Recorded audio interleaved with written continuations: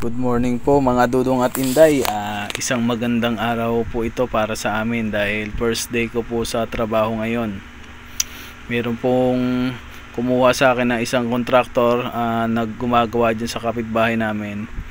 Nung isang araw ko po siya nakausap kaya ngayon na ang start ko. May bagong project daw. Dito lang po sa loob ng village namin kaya tinanggap ko na. Tamang tama din po bakasyon ng mga bata. Kaya dagdag income po sa amin para may pambayad sa mga bills, di ba? Yan. Magandang opportunity rin. Nasa bahay lang din naman kami. Kaya sayang, kinuha ko na din. Tinanggap ko yung alok ng kontraktor.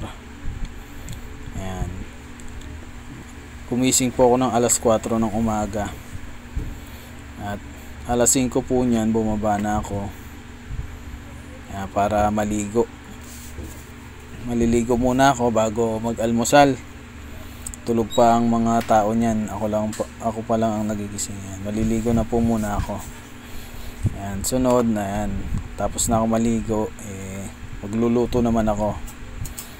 Itlog lang po, yan lang natira sa amin itlog Sanay na po ako sa araw-araw na itlog para makatipid.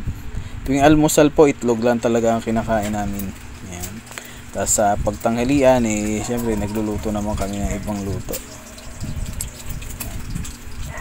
Tapos, pag naluto ko na yan, maghihiwa naman ako ng isang mangga pang himagas. Nag-iisip-isip din ako kung kakayanin ko ba yung trabaho kasi construction po yung aking pinasukan. Ang tagal ko na pong hindi nababanat ang buto ko. Kaya iniisip ko baka hindi ako makatagal dahil baka manakit ang balakang ko. Wala na rin po ako exercise dahil sa bahay lang, hatid sundo lang ng mga bata. At yan po, kumain na ako. Mga 6 AM na po ng umaga niyan. Yan, kain muna bago pumasok. Ang kaso po sa sobrang aga ko, sa sobrang excited ko, tanghali na dumating yung contractor namin. Mga alas 9 na. Kaya mga magte-10 na ata ng umaga yun Tsaka pa lang kami nakapagsimula magtrabaho. Tagal ko rin nagantay. Kwentuhan muna kami ng kapitbahay kasi dalawa kaming, yung kapitbahay ko din kinuha din ng contractor. Bali dalawa kami ang sinama. Bali ang kasama namin dalawang skill. Bali 4 kami magkakasama doon. Masaya po kasama rin yung mga bagong kakilala. Yan, kain muna ako.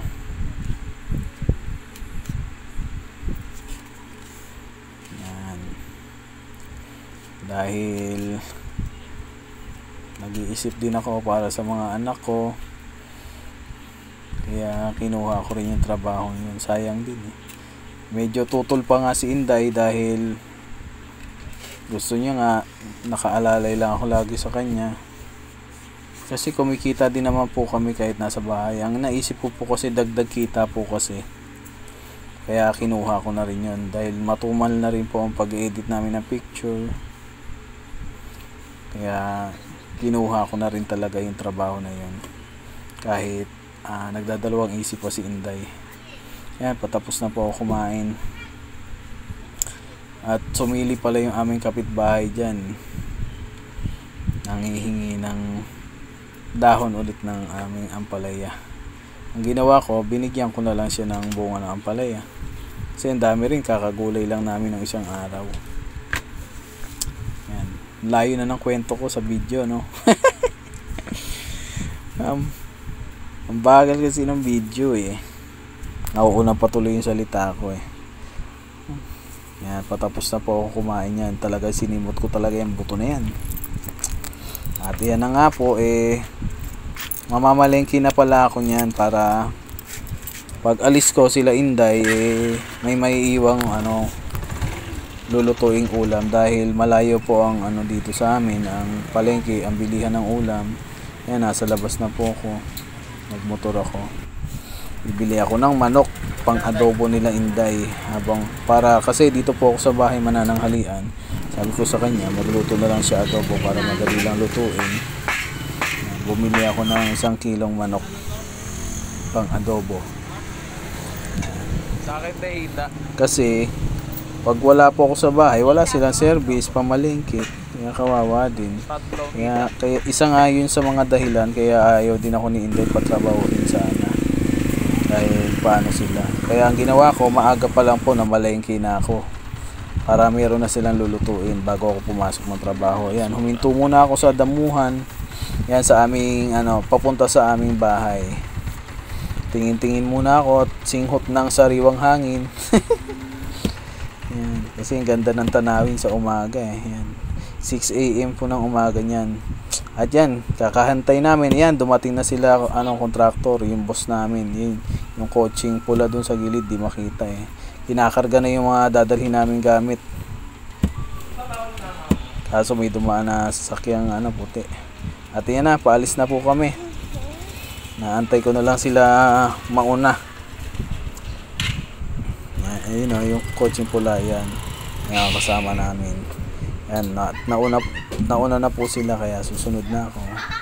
Yan, at hindi ko nadala cellphone, iniwan ko na lang kay Inday. Sabi ko, hindi ko yan magagamit. Kaya pinabidyo ko na lang yung lulutuin niyang ulam, yan, adobo. At ito na nga po, tanghalian na, umuwi na ako. Grabe, sakit ng katawan ko niyan. Kita, pagod na pagod po ako dahil ang init po eh. First time ko ulit na nabilad sa init. Tsaka na balat na naman ang aking buto. At yan nga, kainan na. Grabe pagod ko niyan. Hindi pa yan, kalahating araw ko lang yan. Yan, kainan muna kami, tanghalian. Pagkatapos pahinga muna ako. At yan, aalis na po ako ulit. Saglit lang ang pahinga, alis na ulit. Yan. Bakbaka na naman. Yan ang matinding bakbaka na kasi tirik na po talaga araw niyan eh. At yan, di ko na nabidyohan po ang pag-uwi ko kanina. Pagod ko na, wala na akong gana mag-video. Sobrang pagod, ang sakit ng balakang ko. Kaya ito na, binidyohan ko yung kakain na po kami. Yan, nagpalaga ako ng gulay. Yan, talbos ng kamote. Tapos sasawsaw namin sa toyo kalamansi. Napakasarap po, ganado kumain kahit ngalay na ngalay yung aking kamay. Yan, ginanahan ako dahil sa sili. Yan, okay. At ito, nagpapahinga na po ako para bago matulog muna ako hihilamos. Yan, dumi-dumi ko pa, hindi pa ako naghilamos dahil sobrang sakit po ng katawan ko, ang bigat ng pakiramdam. Yan, pahinga muna. So guys, nakapaghilamos na po ako at pwede na magpahinga at ako'y antok na para bukas maaga ulit ang gising at makapagsimula agad ng trabaho. Okay, para makabawi ng lakas para bukas. At ito nga pala ang aking bebe, si Harleen. Ay, magsusundo pa pala ako ng madaling araw kaya kailangan ko matulog ng maaga ngayon. Susunduin namin si Ate Harian doon sa kanyang lola sa Lancaster. Madaling araw tapos para makauwi din agad at makapagtrabaho. Ay, si Inday, gawin ka naman dyan. Yan. Pagod na rin siya, kakalaga ng mga bata. Lalo yung isa, pasaway yung isang bata, pasaway. Yan. Okay, bye-bye. Good night po. Bye-bye ka na, ate. Bye-bye. Good night.